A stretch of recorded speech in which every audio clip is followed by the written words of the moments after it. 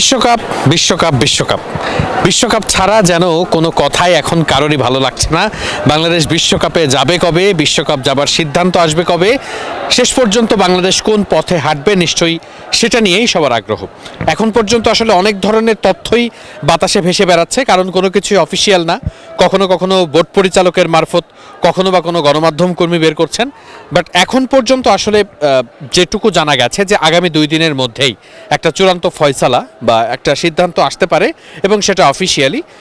সেই তথ্যটা যতটুকু জানা যাচ্ছে বিভিন্ন ভারতীয় গণমাধ্যম, পাকিস্তানি গণমাধ্যম বা স্পোর্টস যারা কাভার করে তাদের বরাত দিয়েই আসলে যতটুকু খোঁজ পাওয়া যাচ্ছে। এর পাশাপাশি আসলে বিসিসিআই বা আইসিসিতে যোগাযোগ রাখতে পারেন এমন অনেকের সঙ্গেই কথা বলা হচ্ছে।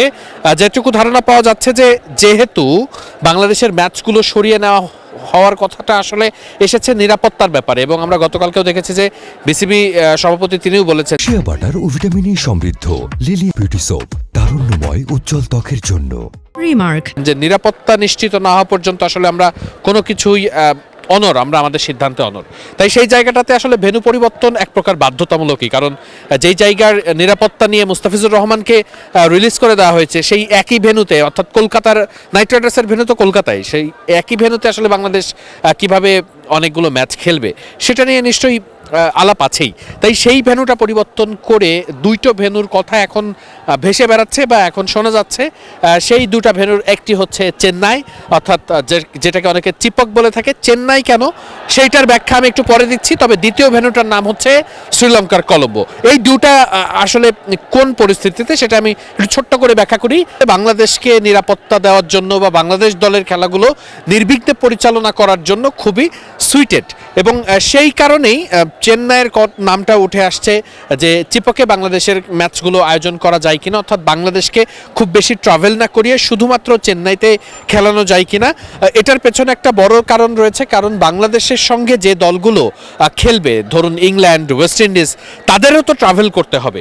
তাই বাংলাদেশের ম্যাচগুলো শ্রীলঙ্কায় সরিয়ে নেওয়ার পরিবর্তে যদি ইন্ডিয়াতেই রাখা হয় এবং এমন কোনো ভেন্যুতে খেলানো যেতে পারে যে ভেন্যুতে আসলে নিরাপত্তার সমস্যা নেই, সেক্ষেত্রে আসলে বাংলাদেশ সেখানে ট্রাভেল করবে কিনা, এটা হচ্ছে প্রথম যেটি সব থেকে বেশি সম্ভাবনা এখন পর্যন্ত শোনা যাচ্ছে। দ্বিতীয় যে সম্ভাবনার গল্পটা শোনা যাচ্ছে সেটি হচ্ছে কলম্বো, অর্থাৎ শ্রীলঙ্কার রাজধানী।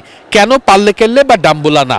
কারণ হচ্ছে ওই সেই একই ব্যাপার, বাংলাদেশের সঙ্গে যাদের ম্যাচ রয়েছে ইংল্যান্ড কিংবা ওয়েস্ট ইন্ডিজ, আমি বাকি যে সদস্য দেশগুলো রয়েছে তাদের কথা নাই বললাম, কিন্তু বড় যে দুটো দলের খেলা রয়েছে ইংল্যান্ড এবং ওয়েস্ট ইন্ডিজ, বিশেষ করে ইংল্যান্ড, তারা কিন্তু আসলে ওই একদিন বা দুদিনের ব্রেকে বাংলাদেশের সঙ্গে শ্রীলঙ্কায় ট্রাভেল করতে গিয়ে সেই কলম্বো থেকে আবার পাল্লেকেল্লেতে 3 ঘন্টা বা 4 ঘন্টার কিন্তু বাস রাইড তারা করতে চায় না বা তারা করতে চাইবে না। এরকম অনেক ধরনের প্রেক্ষাপট আছে। তাই কলম্বোতেই বাংলাদেশের ম্যাচগুলো ফেলানো যায় কিনা, সেক্ষেত্রে পাকিস্তানের ম্যাচগুলো বেশিরভাগই কলম্বোতে আছে, সেই ম্যাচগুলোকে সরিয়ে পাল্লেকেল্লেতে না হতে পারে, অথবা বাংলাদেশের ম্যাচগুলোর ফিক্সার এমনভাবে করা হতে পারে যাতে সেদিন পাকিস্তানের খেলা না থাকে। এই ধরনের অনেক রকমের ইকুয়েশন মিলিয়ে কলম্বোতে খেলা পড়তে পারে। তবে এখন পর্যন্ত আসলে আইসিসি, বিসিসিআই তারা সর্বোচ্চ চেষ্টাটাই করতে পারে চেন্নাইতে খেলা নিয়ে যাওয়ার ব্যাপারে। এতে করে টুর্নামেন্টের ফিকচারও আসলে খুব বেশি পরিবর্তন করা লাগবে না।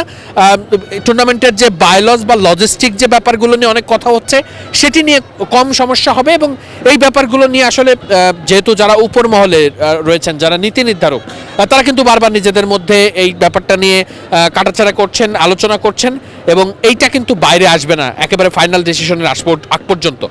তাই বাংলাদেশ ক্রিকেট বোর্ড এবং আইসিসি, সেই সাথে বিসিসিআই যারা এই বিশ্বকাপের হোস্ট, তাদের মধ্যে আসলে কি সিদ্ধান্ত শেষ পর্যন্ত ফাইনালাইজ হয় সেটা কিন্তু আগামী 2-3 দিনের মধ্যেই ফাইনাল হয়ে যাবে, কারণ তারপরেই ফিক্সার যদি হয় সেটাও জানিয়ে দেওয়া হবে।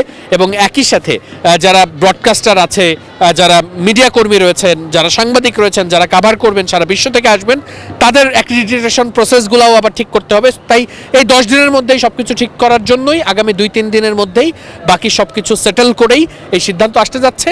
তবে জানা গেছে চেন্নাই অথবা কলম্বো, এই দুটোর একটাই বাংলাদেশের গন্তব্য হতে যাচ্ছে এবারের বিশ্বকাপে। আর যদি বাংলাদেশ তাতেও রাজি না হয়, তাহলে বাংলাদেশকে ছাড়াই হয়তো বা বিশ্বকাপ আয়োজনের পথে হাঁটার মতোও সম্ভাবনা একটু হলেও আছে। সিলেট আন্তর্জাতিক ক্রিকেট স্টেডিয়াম থেকে ওয়াহিদ মুরাদ, মিডফিল্ড।